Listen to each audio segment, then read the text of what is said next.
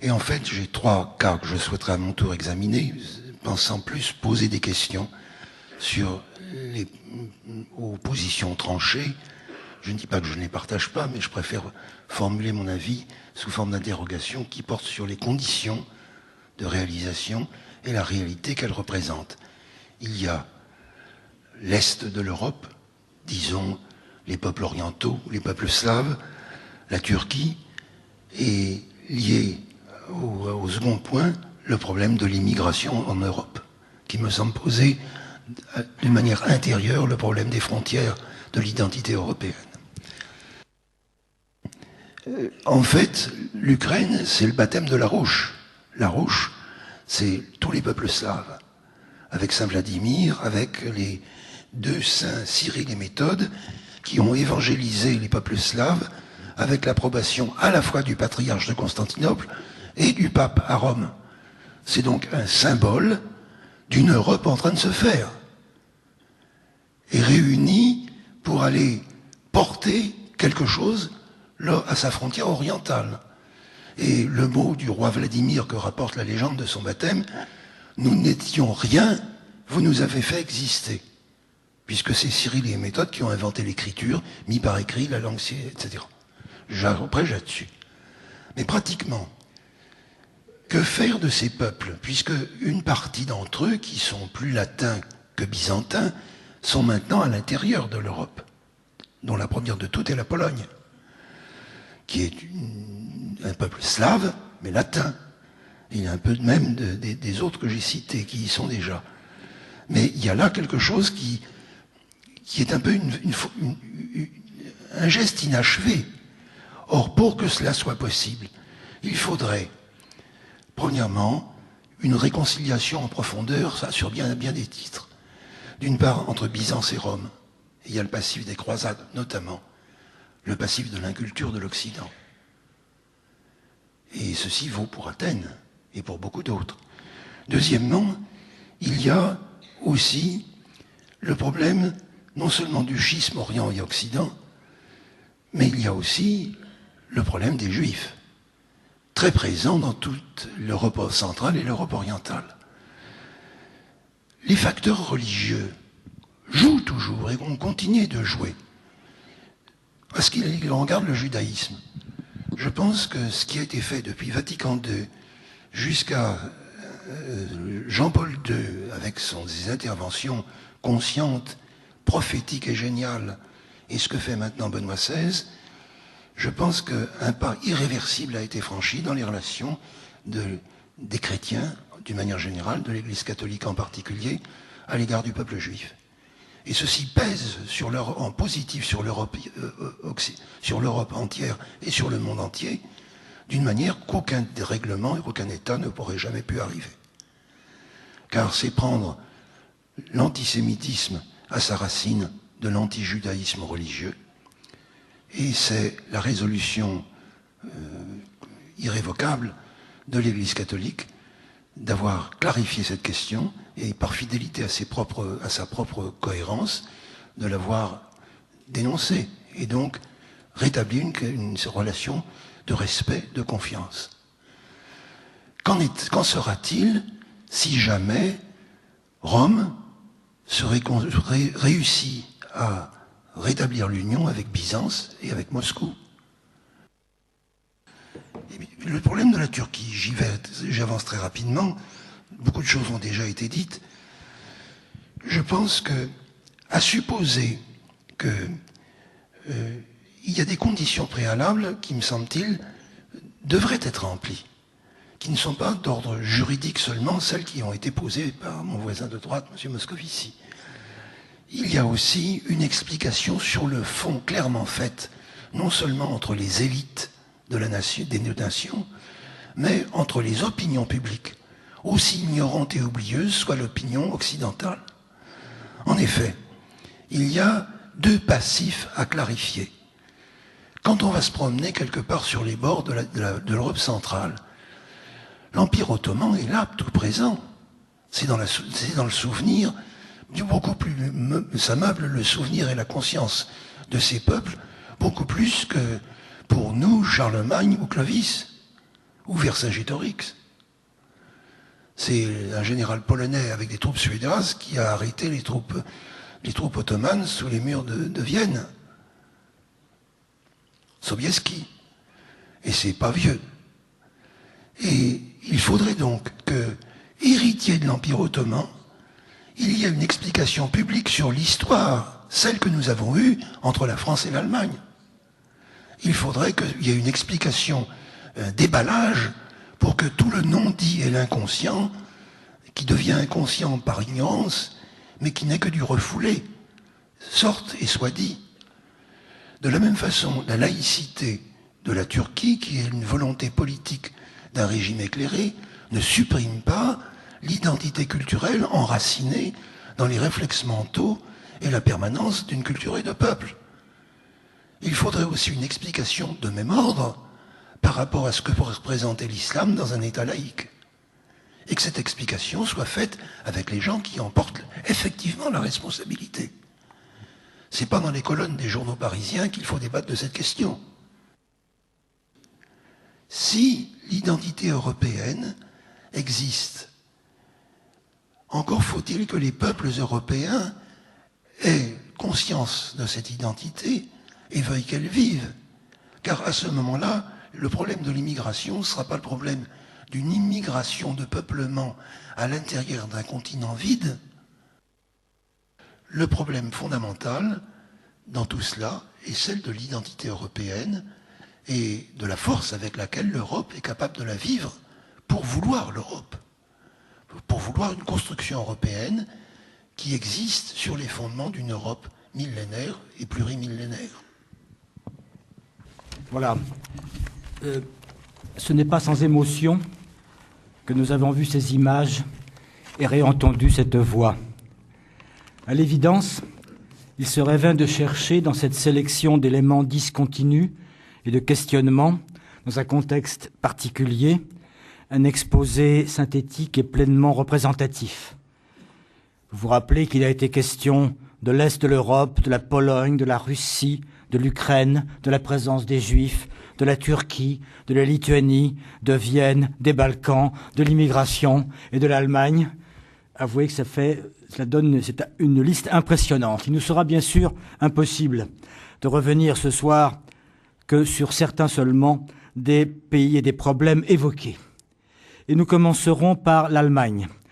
Pourquoi ? Parce que dans la géographie européenne de Jean-Marie Lustiger, elle a occupé la première place au contact immédiat de la France.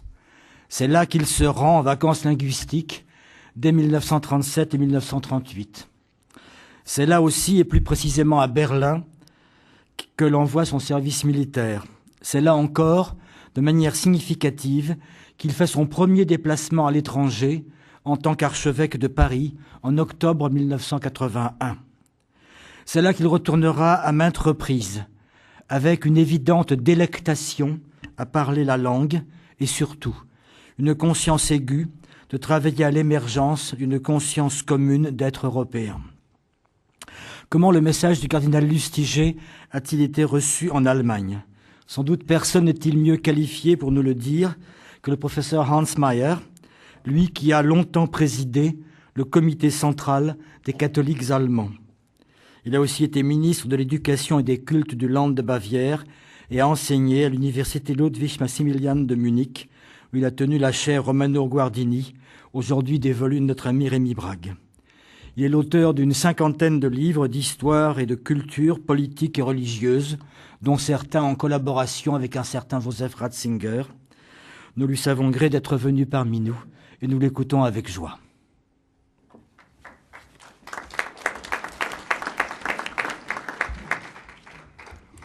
Éminence, mes chers collègues, mesdames et messieurs, on n'a jamais cessé d'annoncer la mort de l'Europe. Mais elle s'est toujours relevée de ces crises et de ces catastrophes avec une force renouvelée. À l'époque des États-nations, c'étaient toujours les victimes qui se réclamaient de l'Europe. Bismarck disait « Qui parle de l'Europe a tort ». Aujourd'hui, en revanche, ce sont plutôt ceux qui défendent sans restriction la souveraineté absolue des États qui passent pour tourner vers le passé. L'Europe à la fin, l'Europe au commencement. Je vais essayer de rendre explicite ce changement de perspective en 9 thèses. J'utiliserai le souvenir reconnaissant de conversations que, en tant que membre du comité central des catholiques allemands, j'eus la chance d'avoir avec le cardinal Jean-Marie Lustiger.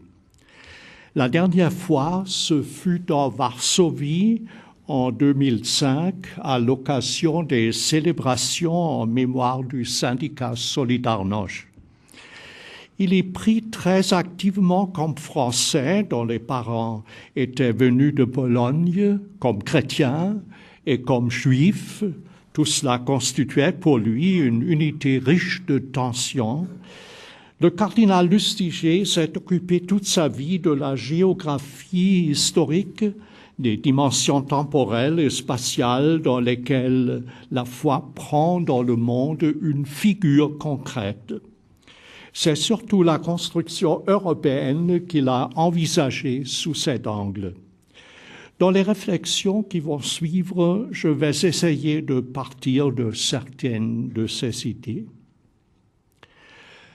Première thèse.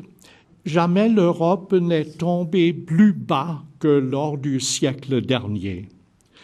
Dans la Première Guerre mondiale de 1914 à 1918, la catastrophe initiale du siècle, elle s'est détruite elle-même. La période qui va des grandes découvertes à la Première Guerre mondiale fut caractérisée par une domination à peine contestée de la civilisation européenne. Encore aujourd'hui, nous mesurons et divisons le temps et l'espace à l'aide de mesures qui ont été inventées en Europe. Que l'on pense à la mesure du temps en années avant et après Jésus-Christ ou au mètre étalon de Paris, le projet de temps moderne, la domination sur l'espace et le temps, la domestication et l'exploitation des forces de la nature, le déploiement de la liberté individuelle, tout cela est un projet européen.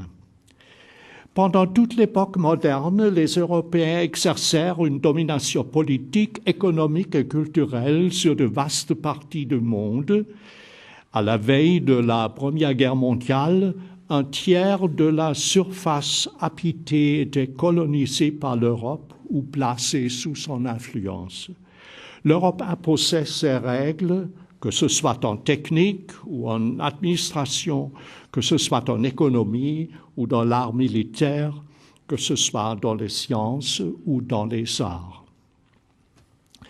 Et pourtant, cet avantage s'est effondré pendant la Première Guerre mondiale et au cours du XXe siècle, la domination de l'Europe sur le monde s'évanouit presque entièrement. Après une seconde guerre mondiale, il ne restait plus de la gloire de la civilisation européenne qu'une faible lueur. Le monde s'est définitivement soustrait à la tutelle du vieux continent. Thèse 2. Les traités de paix conclus de 1917 à 1920 de Brest-Litovsk à Versailles et Sèvres ne menèrent pas à une paix durable en Europe. Depuis les années 20, les régimes autoritaires et totalitaires cherchèrent une révision des frontières internationales qui avaient été définies après la guerre. Après la fin des empires supranationaux, ceux des Habsbourg, des Ottomans, des Tsars, les questions nationales se multiplièrent. Le droit des peuples à disposer d'eux-mêmes reçut de la part des vainqueurs une interprétation et une application sélective.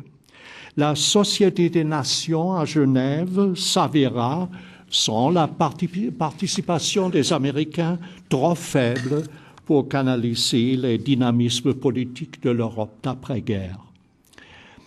Dans la diffusion des courants radicaux qui, dans les années 20 et 30, menacèrent de transformer le vieux continent en une Europe des dictatures, un rôle important fut joué par les blessures que la guerre mondiale avait laissées chez les vaincus, mais aussi chez certains vainqueurs comme l'Italie.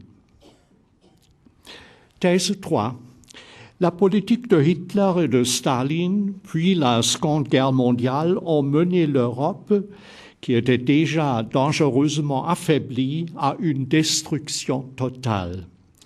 Après 1945, et pour la première fois dans son histoire, elle fut divisée et perdit pour longtemps la force d'agir politiquement de façon unie.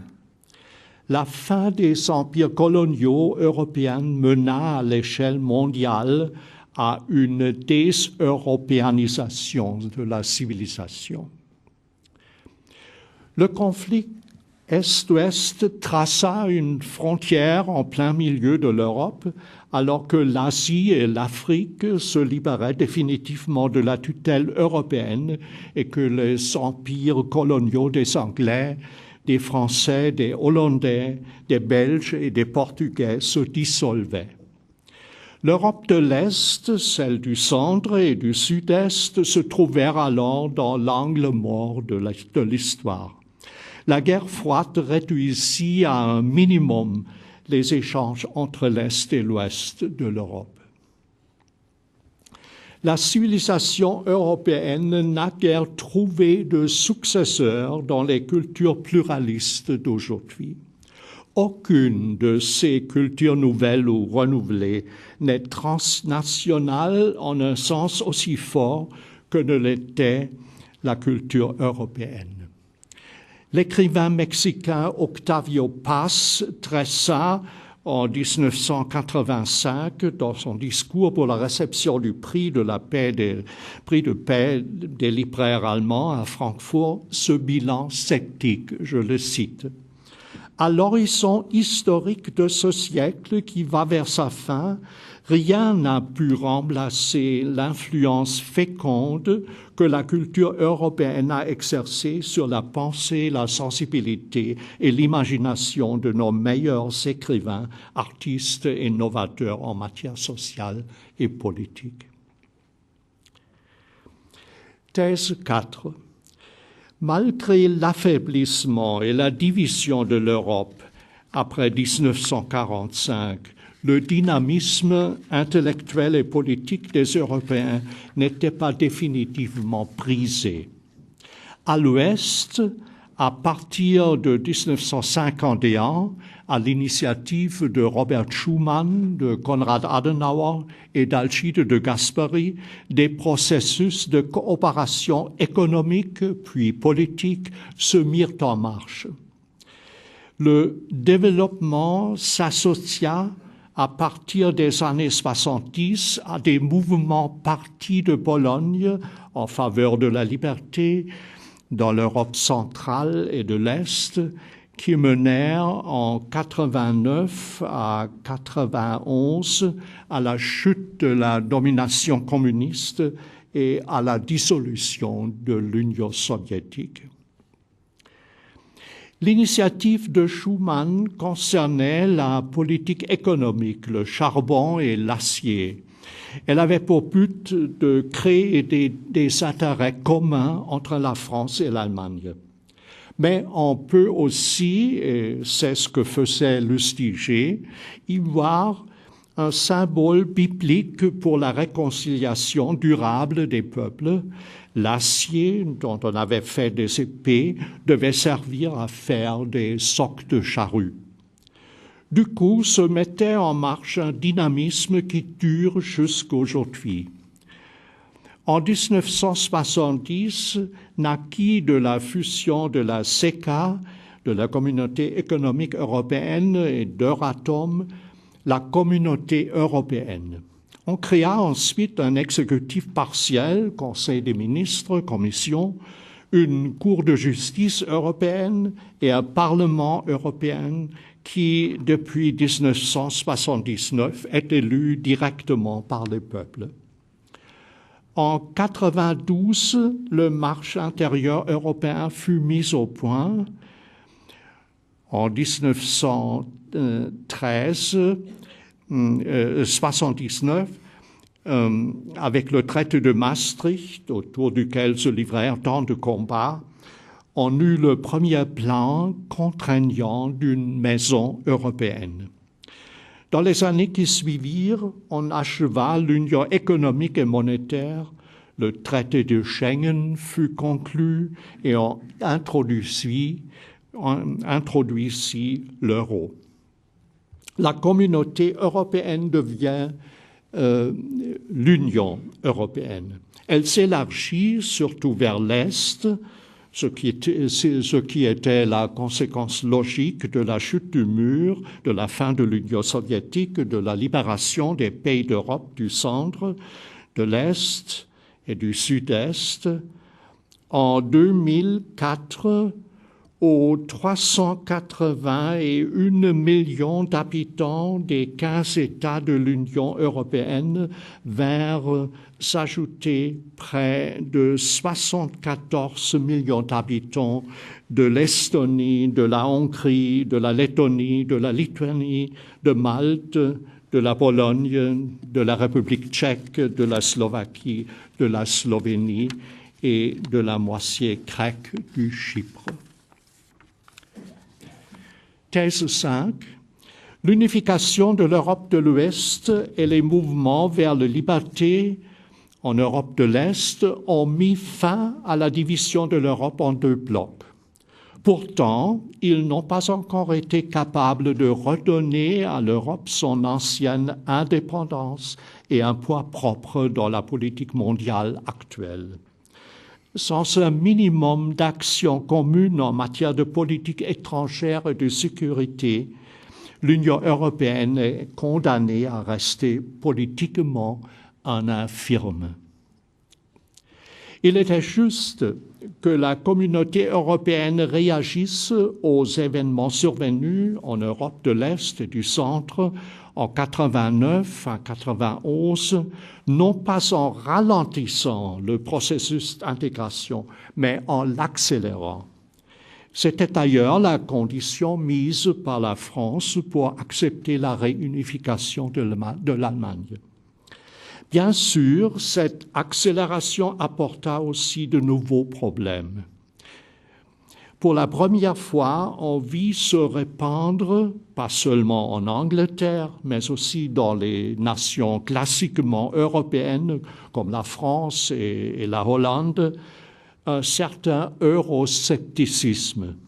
Bien des gens trouvèrent qu'on leur demandait trop avec le procédé et le rythme de l'intégration. On réclama plus fort une légitimation parlementaire et démocratique.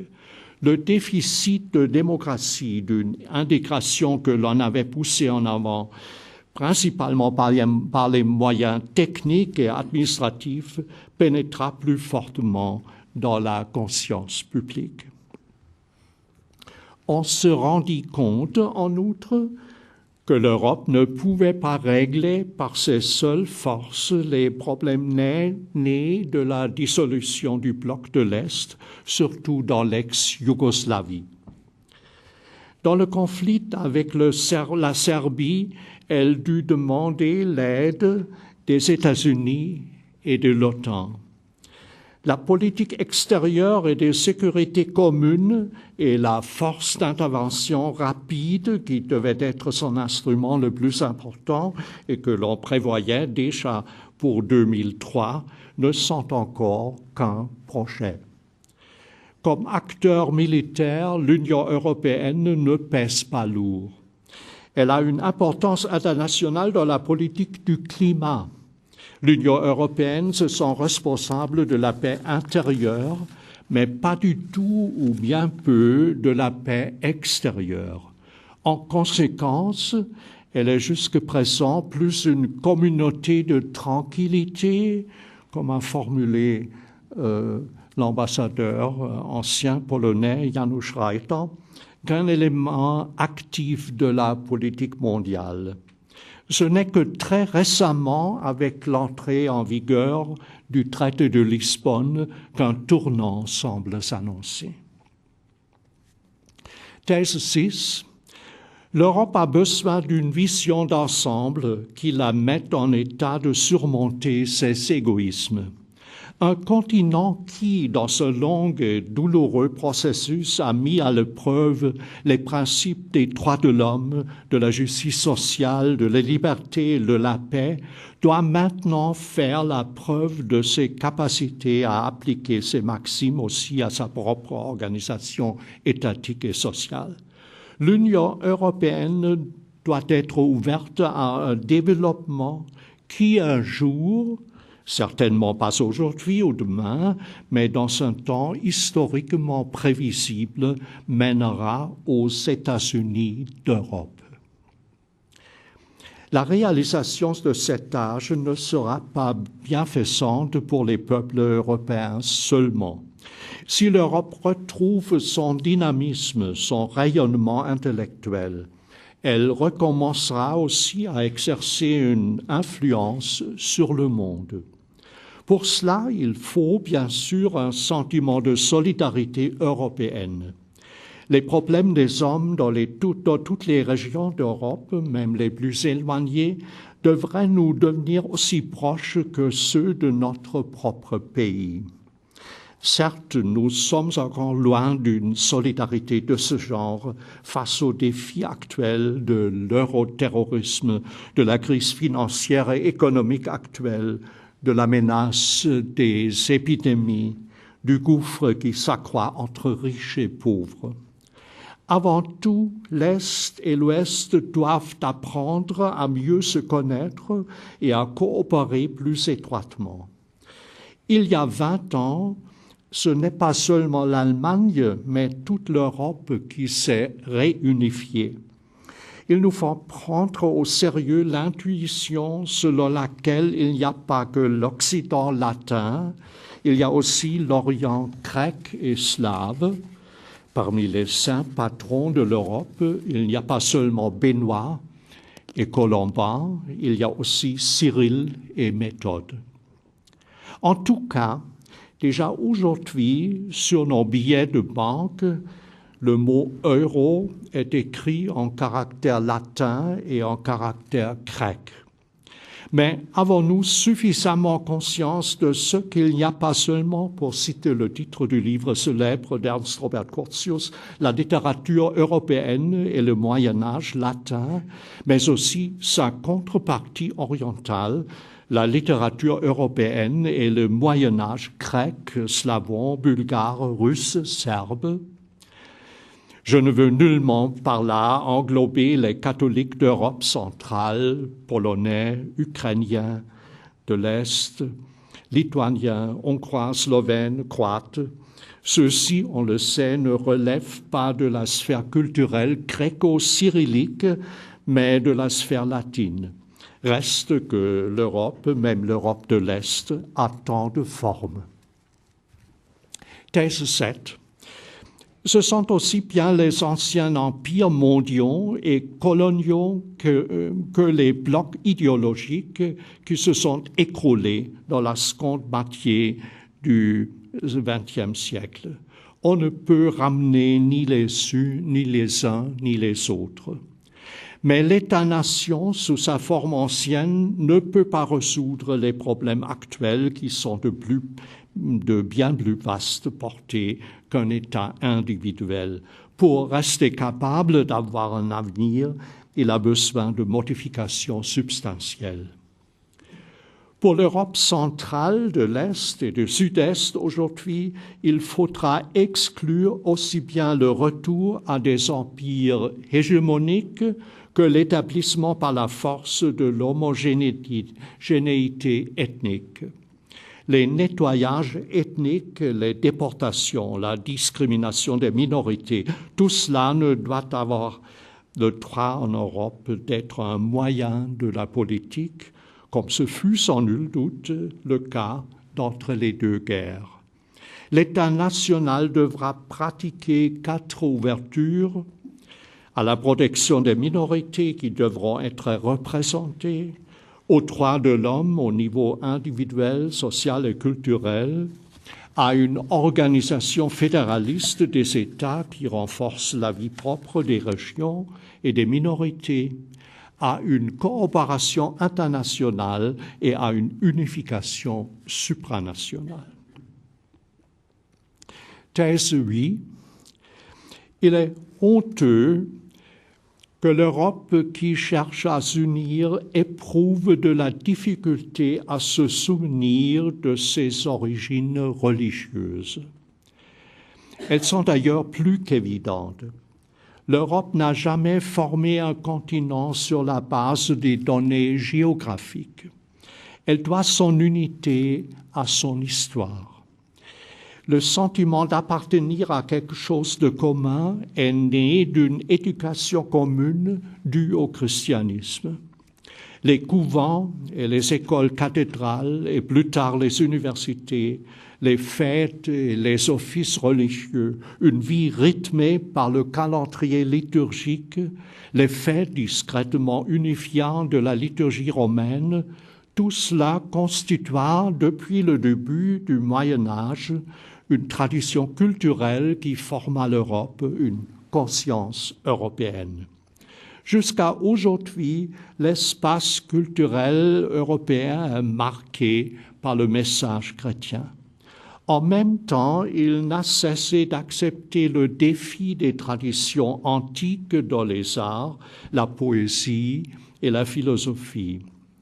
En tant que continent qui apprend, Rémi Braque, elle reprit l'héritage antique et produisit à partir de cette rencontre une multitude de littératures et d'arts nationaux, à l'ouest sur la base des traditions latines, à l'est sur celle du grec et du slavon. Bien sûr, beaucoup de tout cela, à l'ouest comme à l'est, a perdu de ses couleurs. Il nous faut pratiquer sobrement des distinctions et nous demander qu'est-ce qui peut encore compter sur une acceptation générale, à quoi peut-on redonner la vie. Le conflit sur l'invocation du nom de Dieu dans le projet de préambule de la Constitution européenne a montré que l'on ne peut atteindre aujourd'hui un accord sur la dimension religieuse dans la conception de l'homme, dans la Constitution et dans l'éducation. À tout le moins, on pourra se mettre d'accord sur des éléments minimaux d'un concept de la civilisation européenne, sur l'importance de la Grèce, de Rome, de la tradition judéo-chrétienne, des valeurs de l'humanisme et des Lumières, de la démocratie fondée sur la liberté et l'égalité des droits. Dans l'Union européenne, les valeurs fondamentales chrétiennes de la tradition européenne sont aujourd'hui présentes plutôt de façon implicite qu'explicite. Les rendre explicites mènerait à un conflit et menacerait les éléments d'accord qui sont déjà là. Bien sûr, les églises chrétiennes d'Europe ne sont pas aujourd'hui dans une situation qui forcerait les instances politiques, tout à fait cessantes, à se mettre au clair sur l'héritage chrétien de l'Europe. Depuis les événements de 1989 à 1990, toutes les confessions chrétiennes vivent dans l'Europe réunifiées dans un état de liberté religieuse. La longue série des persécutions religieuses par les régimes totalitaires du XXe siècle semble finie. Les églises ne doivent plus se défendre contre la concurrence des religions politiques. Mais l'agrandissement de l'Europe a également amené pour les églises de l'Est et de l'Ouest de nouveaux défis. Il leur faut s'assurer à nouveau de leur identité et aussi par rapport à la nation et à l'État. Il faut placer sur de nouvelles bases la coopération écuménique et la confrontation avec la culture séculière et les contradictions venant du sécularisme s'est plutôt renforcée en mains endroits. Les églises chrétiennes sont mises en demeure de penser plus fortement que jusqu'alors en catégories européennes et de développer dans le dialogue mutuel de nouveaux modèles de la mission et de l'évangélisation capables de contrer le danger de la disparition de la foi. Tout cela est difficile et demande du temps. Thèse 9. L'Europe de l'Ouest et celle de l'Est devront à l'avenir savoir plus l'une sur l'autre, y compris au niveau des églises, et apprendre davantage l'une d'autre. Les deux ont d'importants messages à transmettre, mais les deux ont également besoin de se compléter l'une l'autre. À l'Ouest, aussi bien les protestants que les catholiques ont appris de la modernité le pluralisme. À l'Est, cet apprentissage est encore à faire. L'orthodoxie doit d'abord développer et renforcer les œuvres extérieures dans lesquelles réside la force spécifique des églises d'Occident, service des pauvres, 3 canons, indépendance par rapport à l'État, des doctrines sociales propres, une activité propre dans la société. À l'inverse, les églises d'Occident devraient apprendre des églises d'Orient ce qui leur manque à elles, le rapport vivant avec l'héritage patristique et mystique, la préférence donnée sans condition au service divin et la liturgie, le cœur brûlant de l'amour de Dieu, sur lequel toutes les œuvres extérieures du christianisme, si efficaces soient-elles, ne peuvent que rester vides et superficielles. À l'intérieur de l'Europe qui se réunifie, une rencontre renouvelée des églises chrétiennes tarde encore. Il faudrait pour cela écarter bien des résistances, surmonter bien des sentiments d'étrangeté et bien des aversions. Il faut que se développe l'intérêt et la curiosité pour l'autre, un sentiment de ce que l'Europe n'est pas unie seulement par la culture de l'humanisme et des droits de l'homme, mais aussi par l'héritage commun de son éducation chrétienne. Une telle curiosité mutuelle est la condition qui permettra que l'Europe, après une séparation qui a duré des décennies, puisse à nouveau, pour citer Jean-Paul II, respirer avec les deux poumons et réapprendre sa langue maternelle, le christianisme. Le chemin qui y mène ne sera certes pas aisé, il sera long et difficile.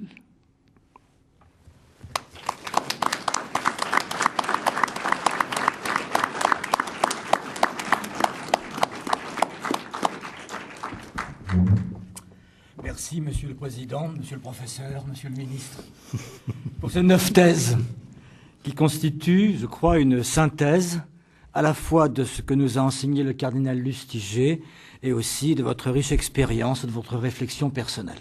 Merci donc. S'il est, après l'Allemagne, un autre pays qui compte pour l'Europe, c'est bien la Pologne. Son unité, son existence, son emplacement même n'ont pas toujours été assurés. Dans la seconde moitié du XXe siècle, sous la domination soviétique, elle a paru ne plus faire partie de l'Occident. Jean-Marie Lustiger n'en a pourtant jamais douté. Non parce que ses ancêtres étaient venus de là, non parce que c'était la patrie de Jean-Paul II, mais en raison de l'histoire, du baptême de cette nation et de la foi qui inspire invinciblement son identité et un sens de la dignité de l'homme fondé sur l'amour que Dieu lui porte. C'est cette morale, enracinée dans la foi chrétienne, qui a permis au peuple polonais de reconquérir sa liberté, non par le bas, par la violence, mais plutôt par le haut, en illustrant la supériorité de l'éthique de solidarité. La Pologne aujourd'hui affronte cependant les tentations et les épreuves inhérentes à cette liberté. Pour nous en faire prendre la mesure, Henryk Wojciechowski a bien voulu venir de Cracovie, qu'il en soit chaleureusement remercié. Il s'est engagé, dès le début des années 1970, dans les associations de résistance au régime marxiste et, depuis 1976, il participe au mouvement et aux éditions Znak fondées par le cardinal Wojtyła. En 1989 et 1990, il est membre du cabinet de Tadeusz Mazowiecki, chef du premier gouvernement non communiste en Pologne. Henryk Wojciechowski est aujourd'hui vice-président du centre culturel Znak et surtout directeur de la maison d'édition du même nom, qui est une des plus importantes en Pologne. Il a publié de nombreux essais de philosophie sociale et religieuse. Ses qualités de polyglotte dont vous allez pouvoir profiter sont un signe de son ouverture européenne et universelle. Et il faut signaler qu'il a étudié non seulement à l'université Jagellon de Cracovie, mais encore à l'université Complutense de Madrid, et qu'il a traduit en polonais Ortega y Gasset et Unamuno. Nous nous réjouissons de l'écouter maintenant. Merci beaucoup.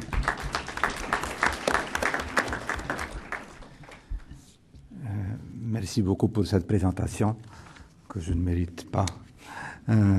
Éminence, Excellence, Mesdames et Messieurs, je vais effectivement me concentrer plus sur la Pologne que sur l'Europe, mais ce sont des questions qui ont l'incidence européenne, à mon avis, et qui sont intimement liées avec la pensée et les préoccupations de cardinal Lustiger.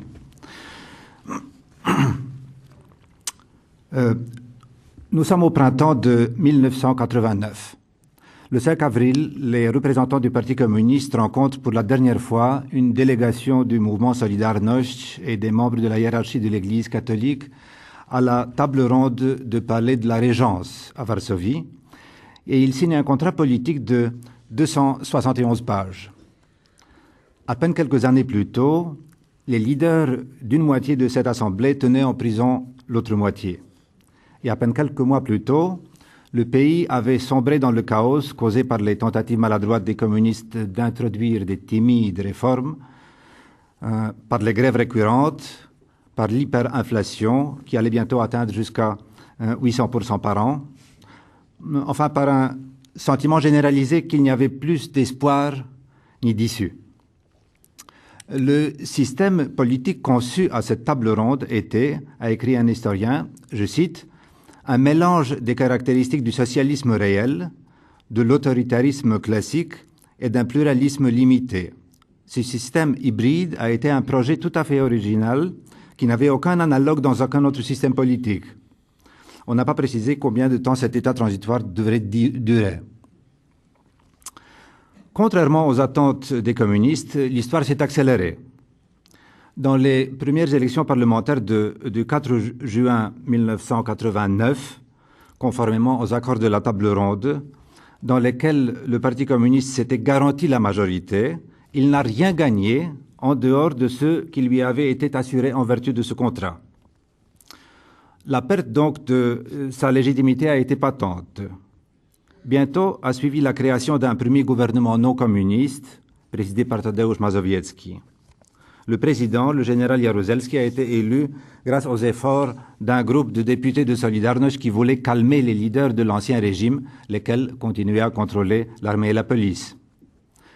Il ne faut pas oublier le contexte politique de la période. Malgré la perestroïka de Gorbatchev en Russie, rien encore n'annonçait le déclin de l'Empire soviétique.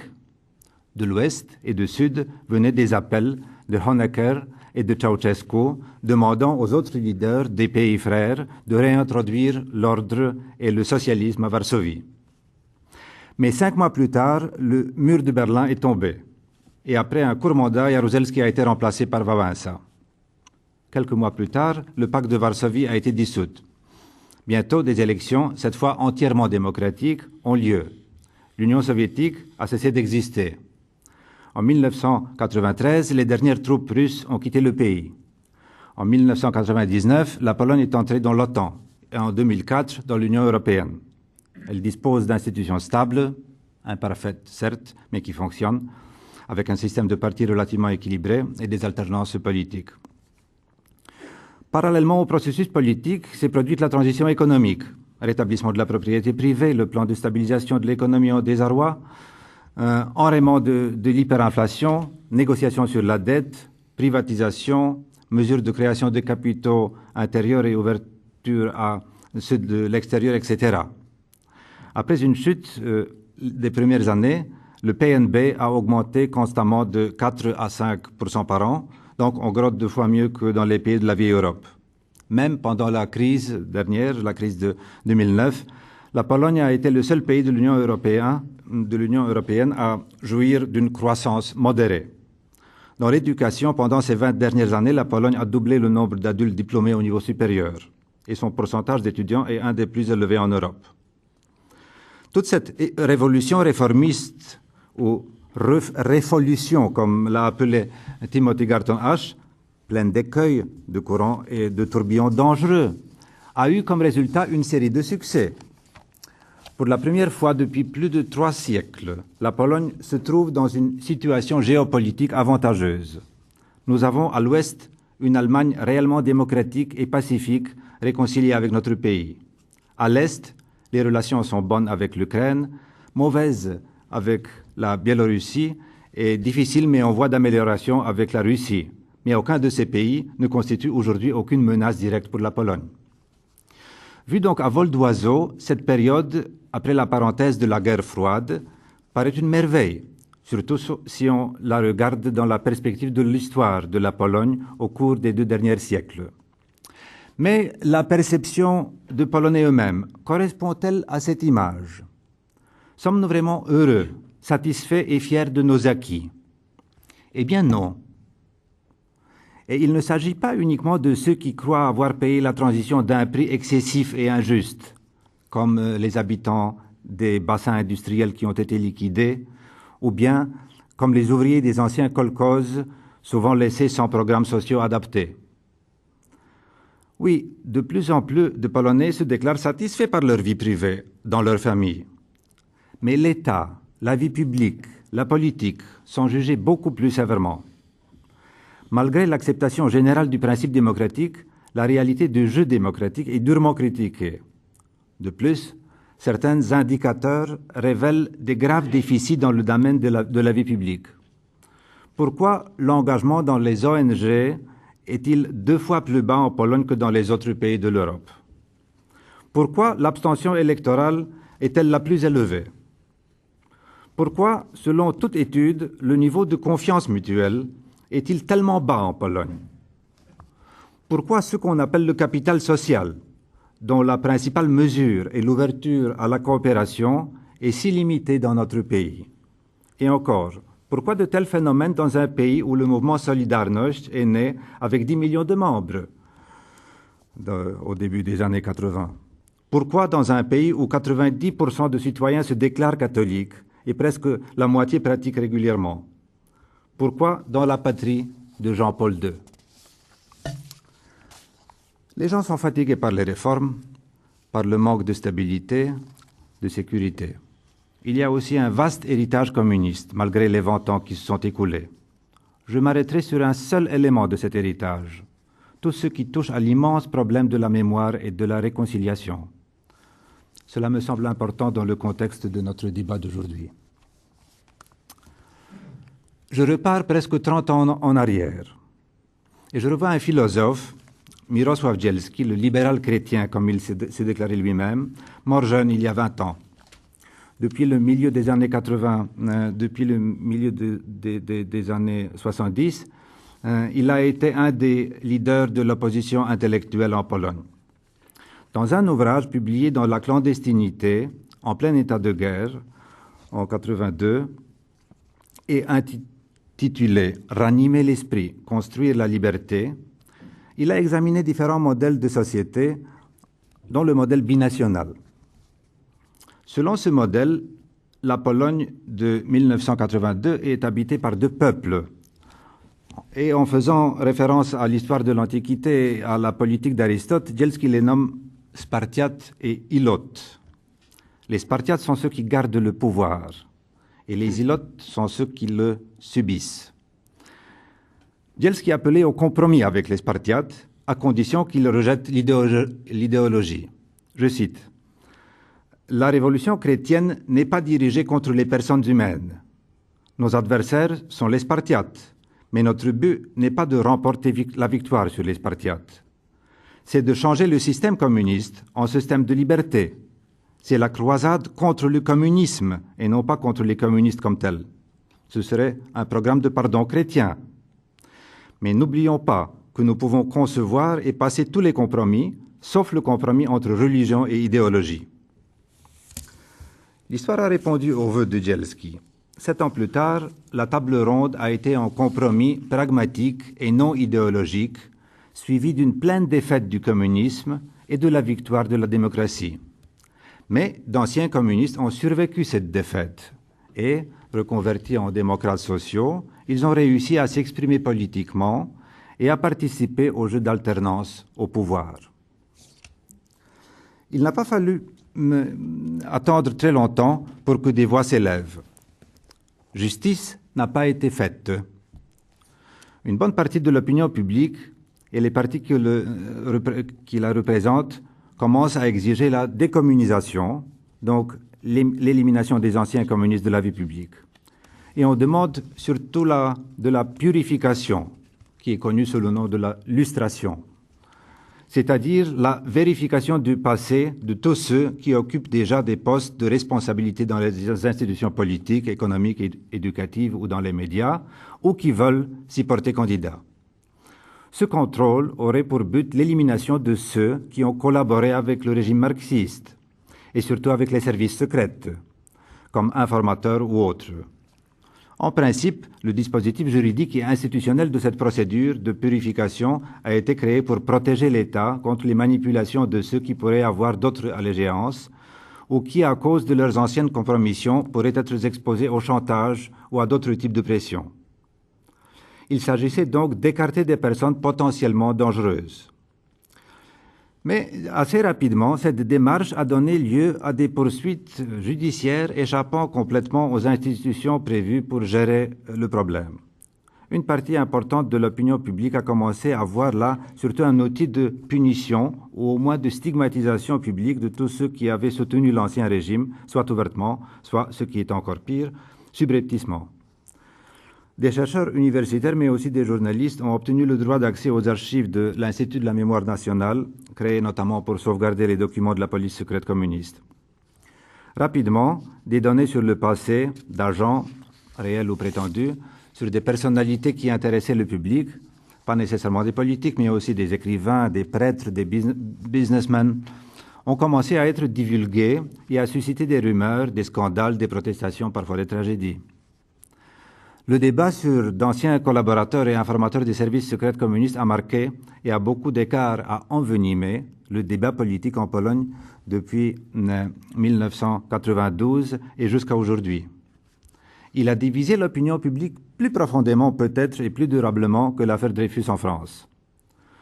Le capital social en a été fortement affecté. La coupure est à ce point profonde que certains se posent la question: la communauté politique polonaise, dans le sens classique de ce terme, existe-t-elle encore et quel est son dénominateur commun? Pour mieux faire comprendre la gravité de ces tensions, je présenterai, en simplifiant bien sûr, les positions extrêmes qui définissent bien les pôles de controverse. C'est à ces extrêmes que l'on entend des voix les plus retentissants, les partisans les plus radicaux, que ce soit du côté droite, les jumeaux Kaczynski, ou des plumes à leur service, les jumeaux Kaczynski, vous voyez à peu près un d'eux qui est président du parti de l'opposition de droite et l'autre qui est président de la Pologne. Et de l'autre côté, Adam Michnik, le héros de la résistance polonaise anticommuniste et rédacteur en chef de plus important journal, Gazeta Wyborcza, aujourd'hui. Donc d'un côté des Kaczynski, d'autre côté Adam Michnik et son milieu. Le discours du parti Kaczynski dit à peu près ceci.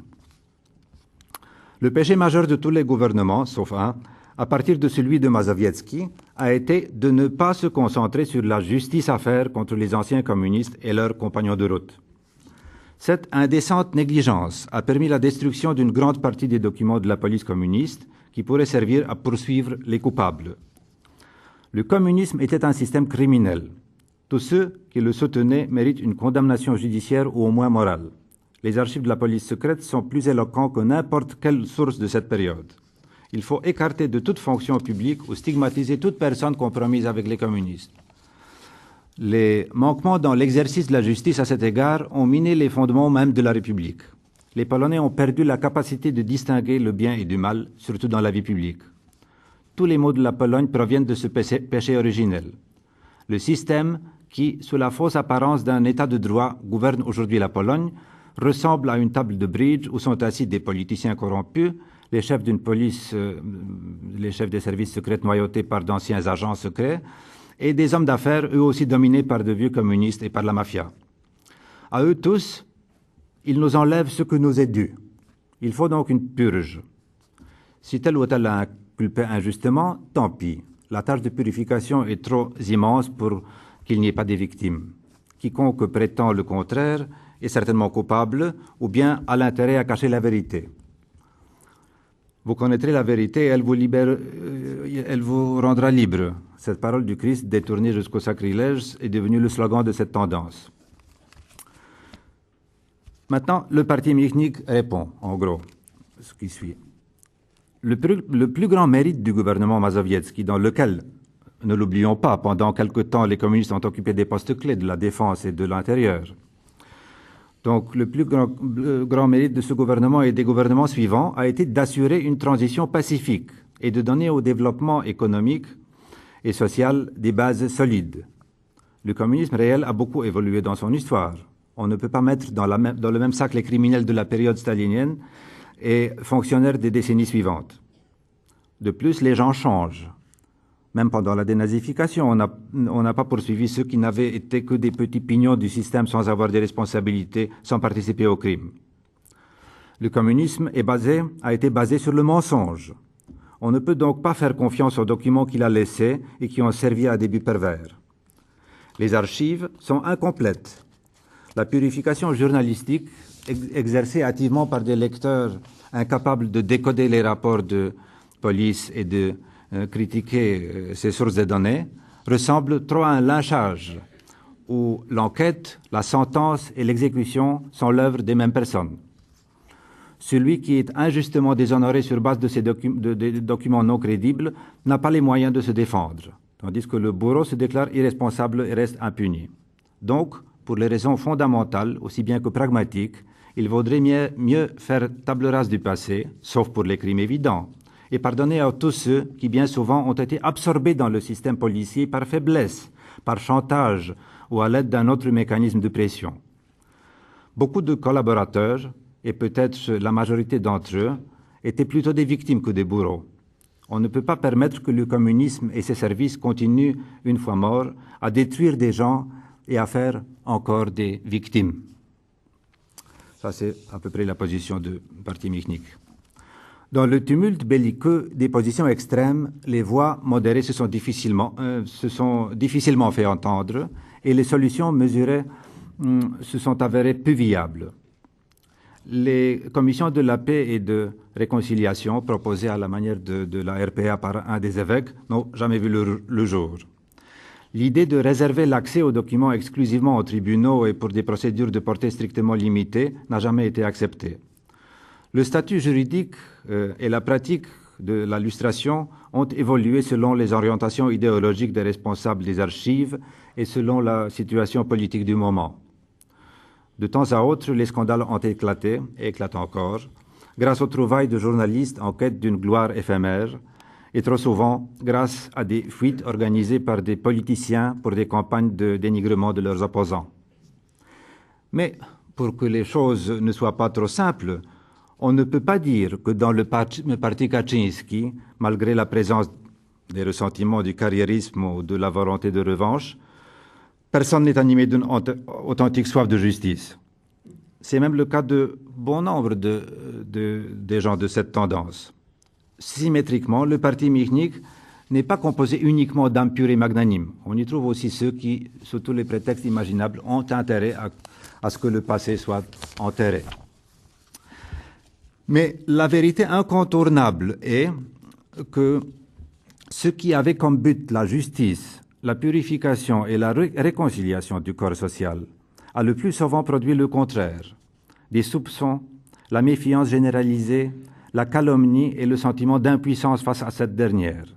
C'est toute la vie politique, la crédibilité des autorités publiques, la vision de l'histoire, l'échelle des valeurs et le capital social qui en sont affectés. Le problème est grave, car on est en droit de se demander si un peuple qui a tant de mal à se réconcilier avec lui-même a une vraie capacité de se réconcilier avec les autres. Que devient la mémoire d'un peuple face à ceux avec lesquels il cohabite dans la maison européenne et à leur mémoire respective, si ce peuple a tant de mal à gérer des conflits de mémoire en son propre sein? Sur le chantier de la mémoire et réconciliation en Europe, surtout à l'Est, mais pas seulement, les travaux sont encore loin d'être achevés. Heureux ceux qui ont faim et soif de la justice, c'est-à-dire de la sainteté, car Dieu les rassasiera, nous rappelle le cardinal Lustiger. La justice, la vertu suprême, égale donc, de son point de vue, la sainteté. Celui qui a une vraie soif de justice, et donc de sainteté, a le courage de la vérité et du pardon, desquels le cardinal nous parle dans un autre contexte. Demandons-nous, la vérité est-elle une condition nécessaire au pardon, ou est-ce plutôt le pardon qui peut amener à la vérité? Oui, je crois que le pardon qui découle de l'amour miséricordieux est sans condition et ne dépend que de la disposition intérieure de celui qui a faim et soif de justice. Et il est chemin vers la vérité, car le pardon peut ouvrir les cœurs durs et mener doucement l'autre vers la reconnaissance de ses fautes. Le pardon, lui, il n'a besoin d'aucune condition préalable. Mais pour la réconciliation, il est nécessaire que le coupable reconnaisse sa faute, car la réconciliation ne peut se produire que dans la vérité partagée. Je suis le dernier à négliger le besoin des lois et d'institutions qui protègent le bien commun, ce bien commun qui est un État. Mais pour que le mal moral contenu dans l'héritage communiste puisse être vaincu et vraiment déraciné, il nous faut des moyens nouveaux. Des lois et des institutions, des procédures ne suffisent pas. Sans les rejeter, on ne peut pas se passer de la magnanimité miséricordieuse qui a sa source dans la grâce. Les résidus du communisme, ce système démoniaque, ne peuvent pas être chassés uniquement par les forces humaines. Je cite, « Le pardon est fort grâce à la puissance de l'amour. Le pardon n'est pas la faiblesse. Pardonner ne signifie pas renoncer à la vérité et à la justice. Pardonner signifie aller vers la vérité et la justice par le chemin de l'Évangile. » Ce sont les paroles qu'a dit Jean-Paul II aux Polonais pendant l'année très difficile de 1983. Je me souviens aussi un des gestes mémorables de Jean-Paul II qui, à la fin de son premier pèlerinage en Pologne, en 1979, en guise d'adieu, a embrassé M. Jabłoński, le chef de conseil d'État, et donc un des plus hauts fonctionnaires du régime communiste. Qui sait quels barrages dans le cœur de cet apparatchik ont été brisés par ce geste? L'adversaire, c'est le péché et non le pécheur.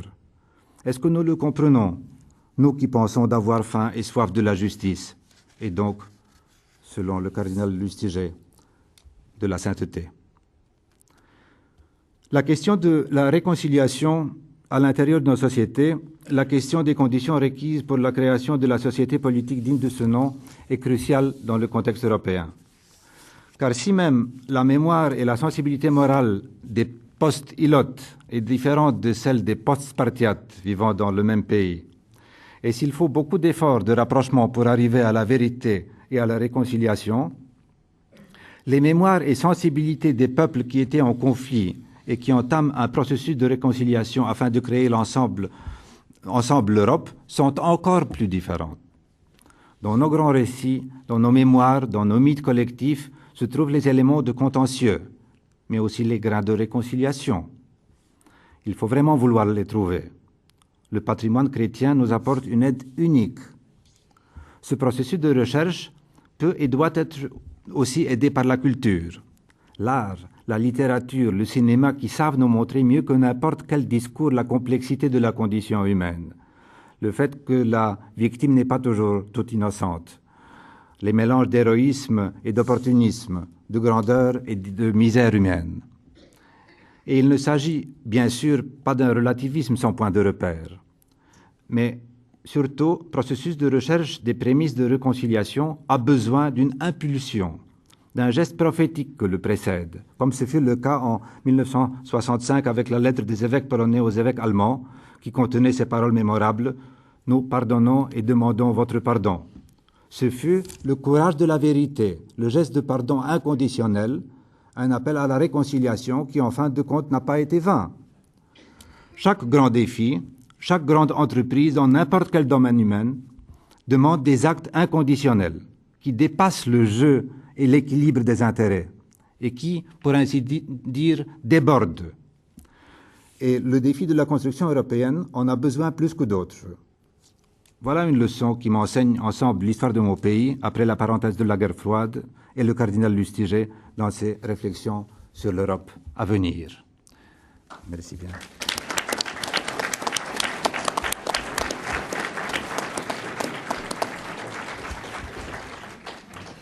Merci à Henri Wojciechowski de nous avoir alertés sur les défis proprement spirituels plus qu'économiques ou politiques qu'affrontent aujourd'hui ses compatriotes, dont je pense beaucoup ici n'étaient pas conscients et auxquels nous ne pouvons rester indifférents. Il nous reste à regarder plus à l'est encore, en suivant la même direction, vers la Russie, qui, sans appartenir à l'Union européenne, ni même à l'Occident, fait pourtant incontestablement partie dans l'Europe, dans la vision de Jean-Marie Lustiger et aussi de Jean-Paul II. Celui qui peut le mieux nous l'expliquer, certainement Yves Amand, n'est pas seulement professeur d'histoire russe contemporaine à l'université Paris-Ouest Nanterre-La Défense, il a aussi vécu en URSS comme attaché culturel près l'ambassade de France. Il retourne souvent régulièrement en Russie. Il a également connu le père Alexandre Mène, cette admirable figure de la foi orthodoxe face au régime soviétique finissant et d'autant plus meurtrier, et il a écrit sa biographie, en permettant également la publication de quelques-unes de ses œuvres en France. Il a encore permis au cardinal Lustiger de rencontrer le père Mène lors de sa mémorable visite de 1989 en URSS. Yves Amand va l'évoquer avec le recul que donne le temps et sa connaissance de la Russie actuelle. Nous l'écoutons avec autant d'intérêt que de gratitude. Éminence, mes pères, mesdames, messieurs. Même si le cardinal Lustiger n'a pas eu très souvent l'occasion de parler publiquement de la Russie, celle-ci occupait manifestement une place d'importance dans sa géographie spirituelle. Cette attention, cet intérêt se sont particulièrement manifestés à l'occasion du voyage qu'il y a effectué en 1989 et y trouvaient peut-être en partie leur source. Le cardinal avait été invité par le patriarcat de Moscou à l'occasion du millénaire du baptême du pays en 1988, mais des considérations diverses l'avaient amené à différer l'acceptation de cette invitation. Ce voyage, il l'avait très soigneusement préparé, en consultant beaucoup, notamment les descendants de l'émigration russe, eux qui nous ont fait connaître l'orthodoxie, qui ont perpétué à Paris à l'Institut Saint-Serge la pensée théologique russe au temps des persécutions. Ce faisant, le cardinal n'hésita pas sur place à répondre à nombre de sollicitations imprévues. Le voyage s'est déroulé dans un contexte très particulier. L'Union soviétique était assurément à un tournant, mais le mur de Berlin était toujours là, et l'on n'imaginait pas que l'URSS s'effondrerait 2 ans et demi plus tard. En matière religieuse, les autorités soviétiques avaient amorcé un changement d'attitude à l'égard de l'Église orthodoxe et avaient fait un geste, précisément en lui permettant de célébrer dignement son millénaire, mais elles étaient hésitantes et la législation n'avait pas changé. Le cardinal Lustiger n'a pas pu rencontrer le patriarche Pimène, malade, mais il fut accueilli par les autres membres du Saint-Synode, et notamment par Monseigneur Alexis, alors métropolite de Léningrad, et qui devait être élu patriarche 1 an plus tard. Au cours de sa visite, le cardinal assista avec ferveur à de nombreux offices liturgiques, et tout d'abord à la veillée et à la liturgie pascale célébrée par Monseigneur Alexis à Léningrad. Il eut la joie de prêcher brièvement à plusieurs reprises. Et c'est une question qu'il avait posée avant son voyage, notamment à Nikita Struve, l'éditeur et l'ami intime de Solzhenitsyn. « Pensez-vous que je pourrais m'adresser directement aux fidèles orthodoxes ?» lui avait-il demandé. Et effectivement, ces hôtes russes orthodoxes le lui permirent, et il fut touché par la réaction de l'assistance, les femmes venant lui baiser la main comme un batioshka, un prêtre orthodoxe. À Léningrad, il alla s'incliner sur la tombe d'une sainte orthodoxe très vénérée. Les gens lui offrirent des fleurs, et puis une vieille femme, pauvrement vêtue, s'approcha de lui et lui donna 3 kopecks, la plus petite monnaie soviétique. Et à son retour, il dira « J'ai ramené un trésor, 3 kopecks, je les garderai toujours. » C'était vraiment l'obole de la veuve dont parle l'Évangile. Le cardinal tint également à rajouter au programme officiel une série de contacts privés.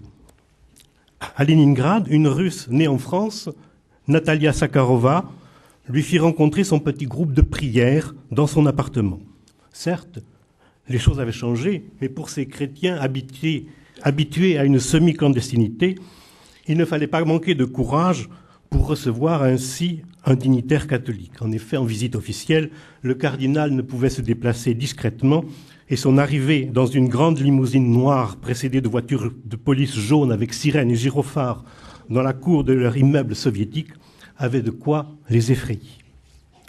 À Moscou, les animateurs d'une revue chrétienne publiée en samizdat, c'est-à-dire en dehors des canaux officiels, et son rédacteur en chef organisèrent, dans un sous-sol, une rencontre avec une 60aine de membres de l'intelligentsia chrétienne. Le cardinal répondit longuement à leurs questions sur les problèmes de théologie, sur celui de l'évangélisation dans un pays qui sortait de 70 ans d'athéisme obligatoire, sur la réouverture des églises, sur l'œcuménisme. Pour les participants, c'était sans doute la première fois qu'ils avaient l'occasion de participer à un échange aussi libre, aussi direct, avec un homme d'Église, et à plus forte raison, avec un évêque de l'Église catholique. Le cardinal tint également à rendre visite et à apporter son soutien à quelques femmes qui faisaient la grève de la faim dans un appartement de Moscou pour que l'on rouvre l'église de leur ville en province. Et il resta un moment à prier auprès d'elles. Le cardinal a été particulièrement touché par 2 rencontres. La première eut lieu à Vilnius, le voyage comportant en effet une étape en Lituanie qui est tout de même plutôt catholique. Et là, le cardinal eut de longs entretiens informels avec le jeune évêque orthodoxe qui venait d'y être nommé. Et voici ce qu'il en a dit. « J'ai gardé un vif souvenir de la visite que j'ai rendue à l'évêque orthodoxe de Vilnius. J'ai eu alors l'intuition sensible du mystère de l'unité de l'Église. Notre échange a été non seulement cordial et fraternel, il nous a permis aussi de vérifier que nous étions l'un et l'autre successeurs des apôtres, témoins de la foi de l'Église. » Une deuxième rencontre, d'une portée toute particulière, est celle qui vient d'être évoquée et qu'il a eue avec le père Alexandre Mène. Le père Alexandre Mène était un prêtre orthodoxe d'un rayonnement spirituel exceptionnel, un grand évangélisateur de la Russie soviétique en temps de persécution. Malmené par le KGB, il était également mal vu par les intégristes, d'une part pour ses origines juives pleinement assumées, et d'autre part pour son ouverture aux autres confessions chrétiennes, et particulièrement au catholicisme. Comme on sait, il devait être assassiné en 1990. Il était évidemment tentant de ménager une rencontre entre ces deux fortes personnalités, mais il n'était pas imaginable de la programmer à l'avance. Il avait été seulement possible de s'assurer que le père Alexandre ne craignait pas de s'afficher de la sorte si l'occasion se présentait. Pour le reste, il n'y avait qu'à s'en remettre aux circonstances et à la providence.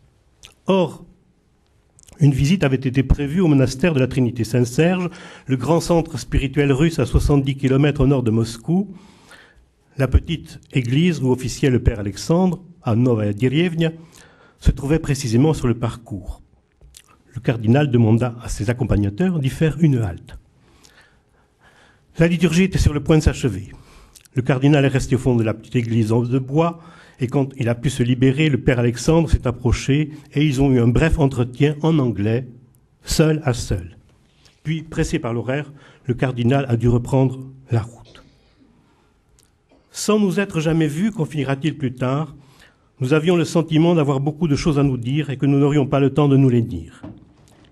Il nous était évident que la fraternité de notre foi, que notre communion dans le Christ était comme un signe annonciateur, un avant-goût de la pleine communion dans l'amour et le respect mutuel du patriarcat de Moscou et de l'Église de Rome. Lui comme moi, en devenant chrétien, nous aimions et nous servions l'unique épouse du Christ, son Église.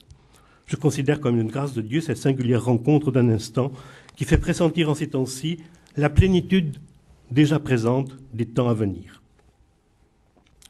Le cardinal ne s'est rendu qu'une fois en Russie. Mais il y a laissé le souvenir profond et vivant de la force spirituelle qui émanait de sa personne.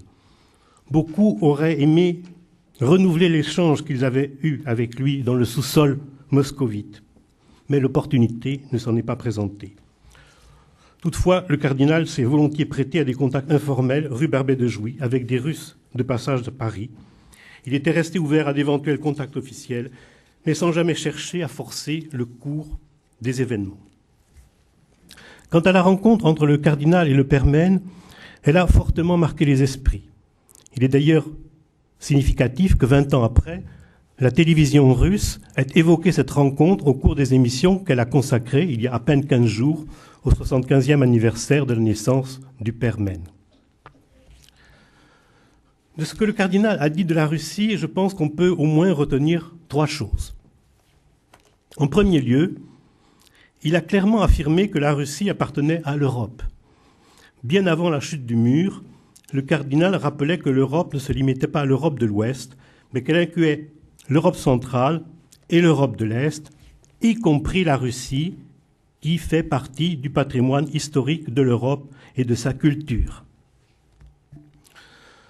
Ce faisant, tout en s'interrogeant sur le contenu qu'on pouvait donner à la formule du général de Gaulle « l'Europe de l'Atlantique à l'Oural », il la reprenait à son compte, à la suite d'ailleurs de Jean-Paul II, qui s'y était référé dès le début de son pontificat, à une période où la Russie semblait définitivement figée dans le système communiste. Ainsi, Jean-Paul II déclarait-il dans son discours à l'UNESCO en 1980 « Il ne sera certainement pas exagéré d'affirmer en particulier que, à travers une multitude de faits, l'Europe tout entière, de l'Atlantique à l'Oural, témoigne, dans l'histoire de chaque nation comme dans celle de la communauté entière, du lien entre la culture et le christianisme. » Cette affirmation n'est pas de faible portée car on ne cesse de s'interroger sur les frontières de l'Europe. Et à l'appui des propos du cardinal, j'aimerais citer en entier le brillant essai publié au lendemain de la guerre par Vladimir Vaidle, un émigré russe, critique d'art, sur la culture russe. Je me limiterai au passage suivant. Il est bien évident que les destinées historiques du monde slave et orthodoxe ne furent point celles de l'Europe romano-germanique et qu'à l'origine, déjà, l'héritage recueilli ne fut pas le même. Grèce fort peu romanisée d'une part, Grèce à travers Rome de l'autre. Il s'agit de savoir seulement si cette division constitue un schisme absolu, excluant toute unité, si, en dépit de leurs racines communes, grecques, chrétiennes, les deux civilisations sont vraiment deux et non pas une, s'il y a vraiment deux chrétientés, deux Europes, non seulement désunies, mais aussi étrangères l'une à l'autre, que peut l'être le monde arabe au monde chinois, il nous semble que, posées ainsi, et comment les poser autrement, ces questions ne comportent qu'une seule réponse. En Russie, depuis l'effondrement de l'URSS, le lancinant débat sur le rapport de la Russie à l'Europe a ressurgi avec une acuité nouvelle. Les tenants du Sonderweg, de la voie propre à la Russie, opposent précisément la civilisation russe à celle de l'Europe occidentale. Tout en tirant leur façon des arguments du choc des civilisations d'Huntington, ils le font dans la lignée de Danilevski, qui fut le prédécesseur russe d'Oswald Spengler, pour lesquels les civilisations sont des monades fermées sur elles-mêmes. La civilisation russe, fondée sur la religion orthodoxe, ne pourrait s'épanouir qu'en s'affranchissant de l'influence de l'Europe occidentale. Aujourd'hui, la hiérarchie orthodoxe se réfère elle aussi couramment à cette approche civilisationnelle non sans ambiguïté. Tantôt, elle invite au dialogue sur un pied d'égalité de la civilisation orthodoxe avec, d'une part, la civilisation occidentale et, d'autre part, avec la civilisation musulmane. Tantôt, au contraire, elle évoque la communauté civilisationnelle des pays d'Europe et les deux parties occidentales et orientales de l'Europe.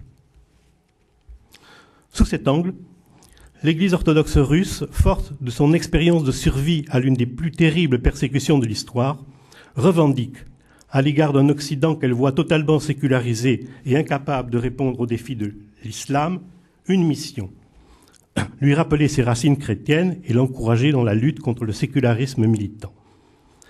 À cette fin, elle tient à affirmer fortement sa présence et sa visibilité en Europe de l'Ouest, main dans la main avec l'État russe, notamment à travers la diaspora russe qu'elle entend rassembler tout entière sous sa juridiction.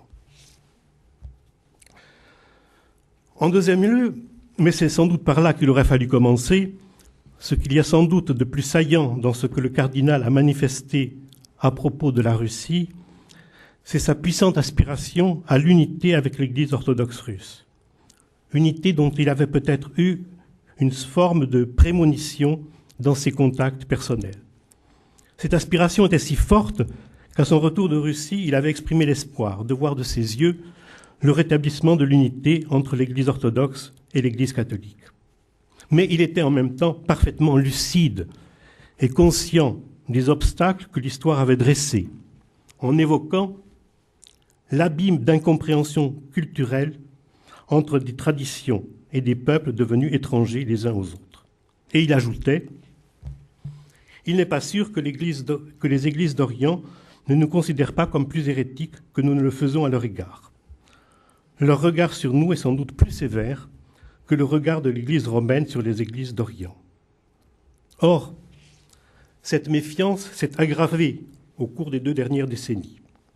En Russie, la quête d'identité, après le quadruple effondrement de l'idéologie, du système politique, du système économique et de l'Empire, a conduit à une forme de repli particulièrement sensible dans le domaine des relations interconfessionnelles. Il n'aurait plus été possible aujourd'hui que le cardinal prêche dans une église orthodoxe comme il l'avait fait en 1989.